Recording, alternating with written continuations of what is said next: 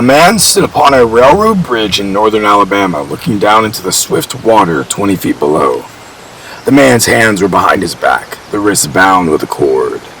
A rope closely encircled his neck. It was attached to a stout cross timber above his head, and the slack fell level to his knees. Some loose boards laid upon the sleeper supporting the metals of the railway supplied a footing for him and his executioners. 2 private soldiers of the Federal Army, directed by a sergeant who in his civil life may have been a deputy sheriff. At a short remove upon the same temporary platform was an officer in the uniform of his rank, armed. He was a captain. A sentinel at each end of the bridge stood with his rifle in the position known as support. That is to say, vertical in front of the left shoulder, the hammer resting on the forearm thrown straight across the chest. A formal and unnatural position, enforcing an erect carriage of the body. It did not appear to be the duty of these men to know what was occurring at the center of the bridge. They merely blockaded the two ends of the foot planking that traversed it. Beyond one of the sentinels, nobody was in sight. The railroad ran straight away into a forest for 100 yards. Then curving was lost to view. Doubtless there was an outpost further along. The other bank of the stream was an open ground, a gentle acclivity topped with a stockade of vertical tree trunks, loopholed for rifles with a single embrasure through which protruded the muzzle of a brass cannon commanding the bridge. Midway off the slope between the bridge and fort were the spectators, a single company of infantry in line at parade rest, the butts of the rifles on the ground, the barrels inclining slightly backwards against the right shoulder, the hands crossed upon the stock. A lieutenant stood at the right of the line, the point of his sword upon the ground, his left hand resting upon his right. Expecting the group of four at the center of the bridge, not a man moved.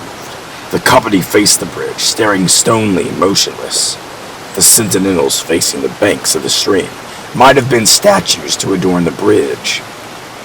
The captain stood with folded arms, silent, observing the work of his subordinates, but making no sign.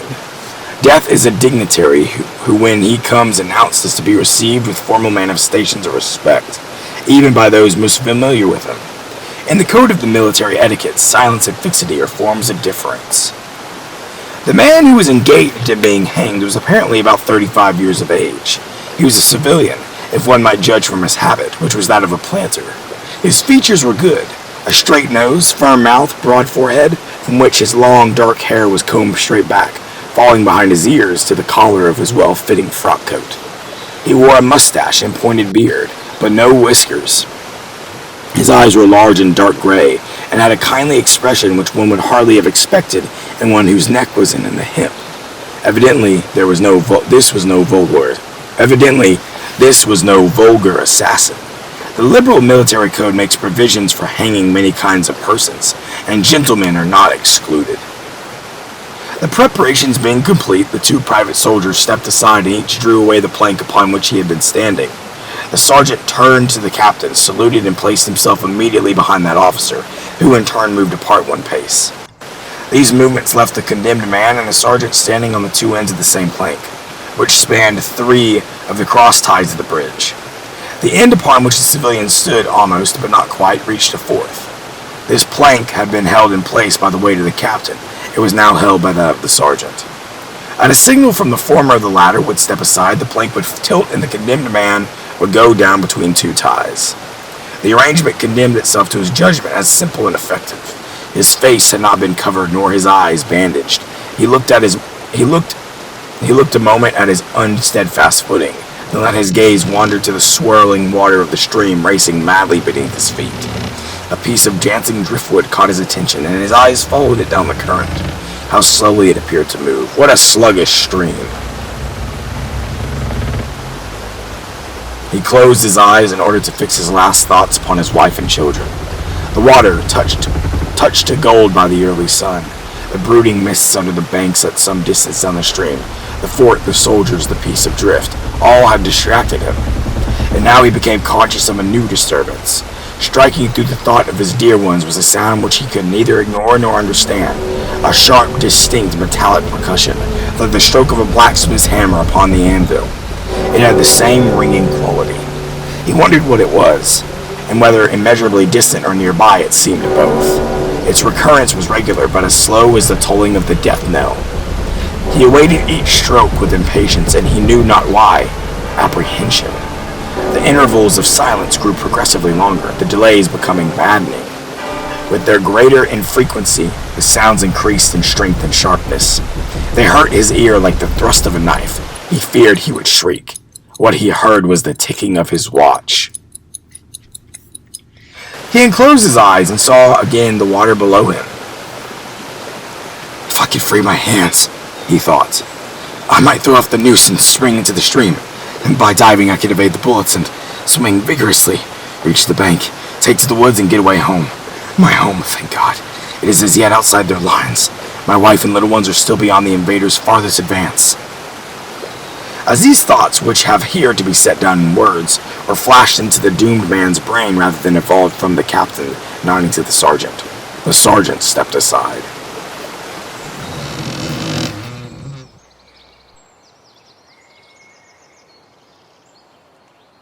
Peyton Farquhar was a well-to-do planter of an old and highly respected Alabama family. Being a slave owner and, like other slave owners, a politician, he was naturally an original secessionist and ardently devoted to the Southern cause.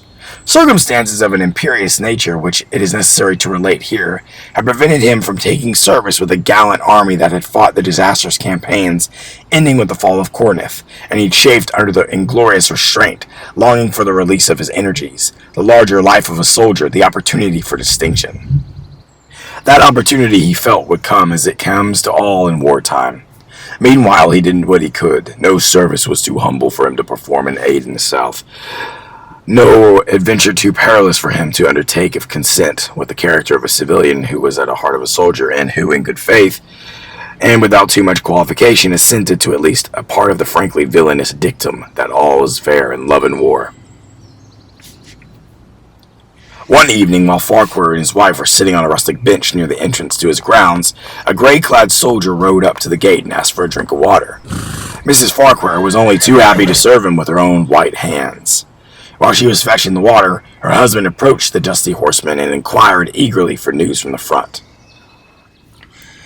"The Yanks are repairing the railroads," said the man, "and are getting ready for another advance. They have reached the Owl Creek Bridge, put it in order, and built a stockade in the north bank. The commandant has issued an order which is posted everywhere, declaring that any civilian caught interfering with the railroad, its bridges, tunnels, or trains will summarily be hanged. I saw the order." "How far is it to the Owl Creek Bridge?" Farquhar asked. "About 30 miles. "Is there no force on this side of the creek?" "Only a picket post half a mile out, on the railroad. A single sentinel at this end of the bridge." "Suppose a man, a civilian, and a student of hanging, should elude the picket post and perhaps get the better of the sentinel," said Farquhar, smiling. "What could he accomplish?" The soldier reflected. I was there about a month ago," he replied. "I observed that the flood of last winter had lodged a great quantity of driftwood against the wooden pier at this end of the bridge. It is now dry and would burn like tow." The lady had now brought the water, which the soldier drank. He thanked her ceremoniously, bowed to her husband, and rode away. An hour later, after nightfall, he repassed the plantation, going northward in the direction from which he had come. He was a Federal scout. As Peyton Farquhar fell straight downward through the bridge, he lost consciousness and was as one already dead. From this state, he was awakened ages later, it seemed to him, by the pain of a sharp pressure upon his throat, followed by a sense of suffocation. Keen, poignant agony seemed to shoot from his neck downward through every fiber of his body and limbs. These pains appeared to flash along well-defined lines of ramification and to beat with an inconceivably rapid periodicity. They seemed like streams of pulsating fire heating him into an intolerable temperature. As to his head, he was conscious of nothing but a feeling of fullness, of congestion. These sensations were accompanied by thought. The intellectual part of his nature was already effaced. He had power only to feel, and feeling was torment. He was conscious of motion, encompassed in a luminous cloud of which he was now merely the fiery heart. Without material substance, he swung through unthinkable arcs of oscillation, like a vast pendulum.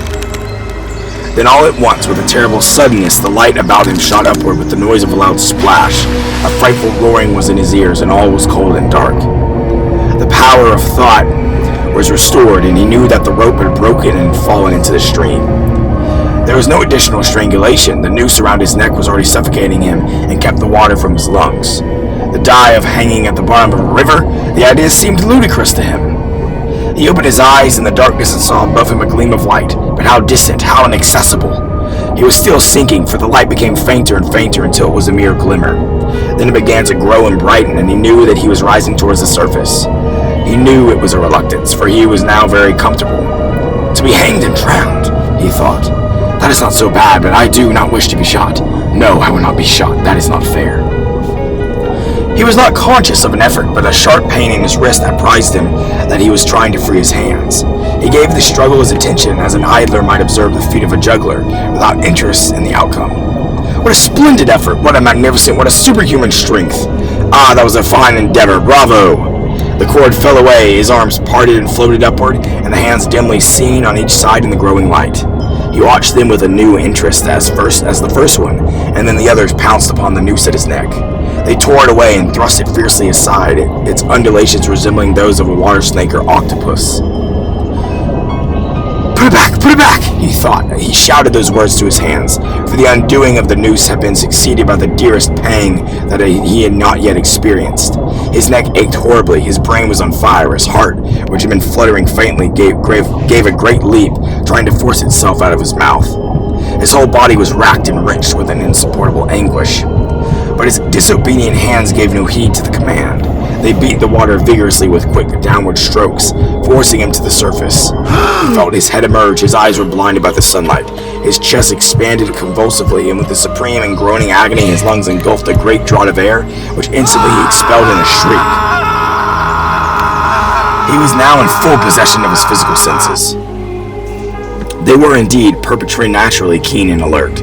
Something in the awful disturbance of his organic system had so exalted and refined them that they made record of things never before perceived. He felt the ripples upon his face and heard their separate sounds as they struck. He looked at the forest at the bank of the stream, saw the individual trees, the leaves and the veining of each leaf, saw the very insects upon them, the locusts, the brilliant-bodied flies, the great spiders stretching their silver webs from twig to twig. He noted the prismatic colors in all the dewdrops upon a million blades of grass, the humming of the gnats that danced above the eddies of the stream, the beating of the dragonfly's wings, the strokes of the water spider legs, the oars which had lifted their boat. All these made audible music. A fish slid along beneath his eyes, and he heard the rush of its body parting the water. He had come to the surface, facing down the stream. In a moment, the visible world seemed to wheel slowly round, himself the pivotal point. And he saw the bridge, the fort, the soldiers upon the bridge, the captain, the sergeant, the two privates, his executioners. They were in silhouette against the blue sky. They shouted and gesticulated, pointing at him.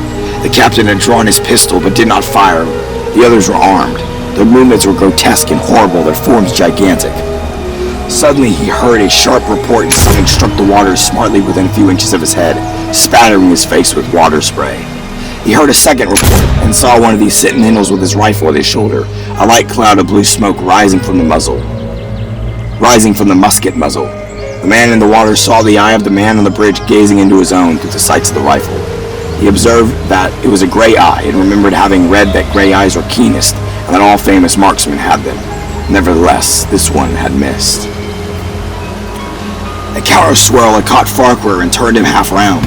He was again looking into the forest on the bank opposite the fort. The sound of the clear, high voice in a monotonous sing-song now rang out behind him and came across the water with a distinctiveness that pierced and subdued all the other sounds, even the beating of the ripples in his ears. Although no soldier, he had frequented camps enough to know that dread significance of the deliberate, drawling, spirited chant. The lieutenant on shore was taking part of the morning's work. How coldly and pitilessly, with what an even calm intonation, presaging and enforcing tranquility in the men, which what accurately measured intervals fell those cruel words. Attention! Company! Soldier arms! Ready! Aim! Fire! Farquhar dived as deeply as he could.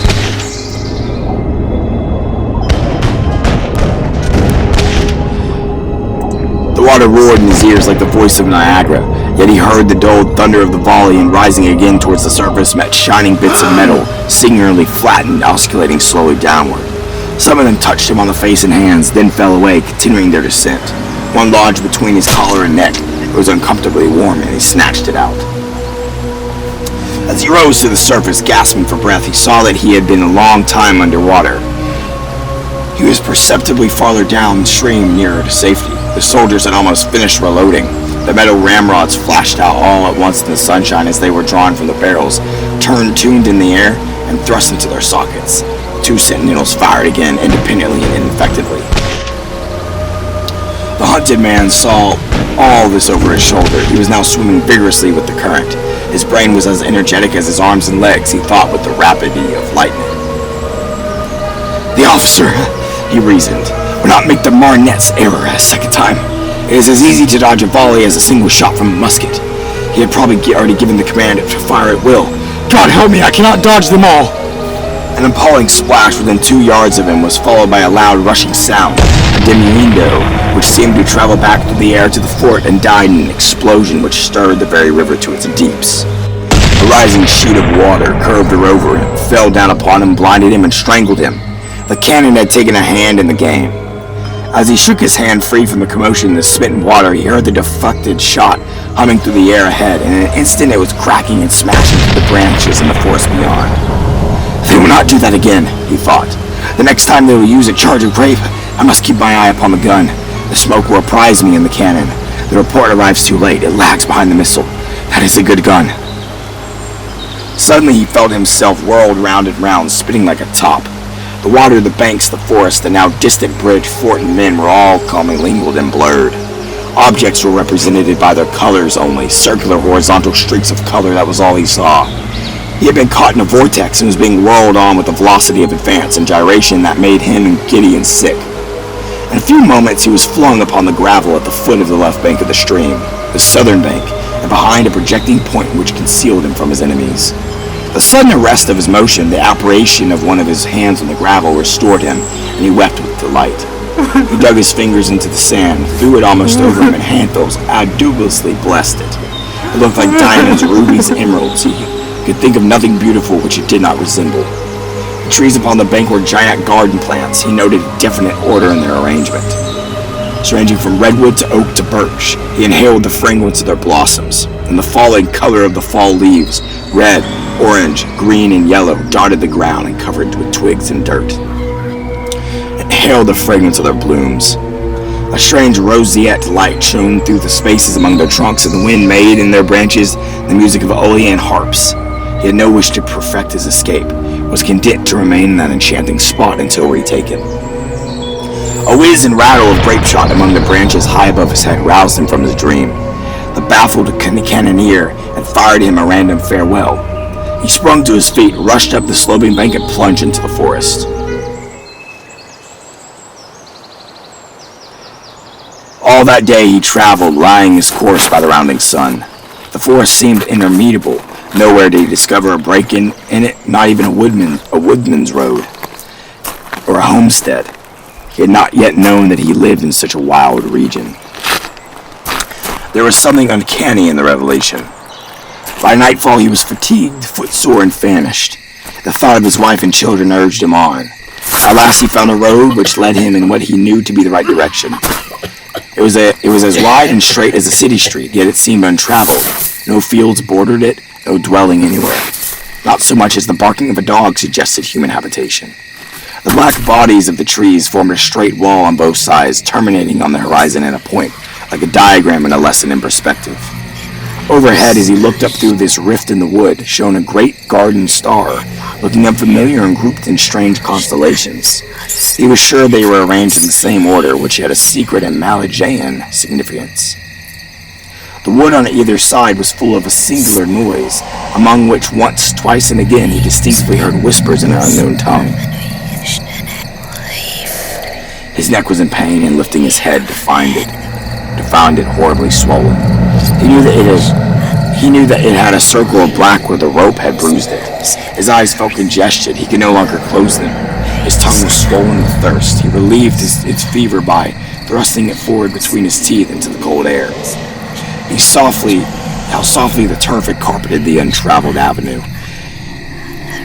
He could no longer feel the roadway beneath his feet. Doubtless, despite his suffering, he had fallen asleep while walking, for now he sees another scene. Perhaps he has merely recovered from a delirium. He stands at the gate of his own home. All is as he left it, and all bright and beautiful in the morning sunshine. He must have traveled the entire night. As he pushes the open gate and passes up the wide white walk, he sees a flutter of female garments. His wife, looking fresh and cool and sweet, steps down from the veranda to meet him. At the bottom of the steps, she stands waiting with a smile of ineffable joy, an attitude of matchless grace and dignity and love. Ah, how beautiful she is! He springs forward with extended arms. As he is about to collapse her, he feels a stunning blow upon the back of the neck. A blinding white light blazes all about him with a sound like a shock of a cannon. Then all is darkness and silence. Peyton Farquhar was dead, his body with a broken neck, swung gently from side to side beneath the timbers of the Owl Creek Bridge.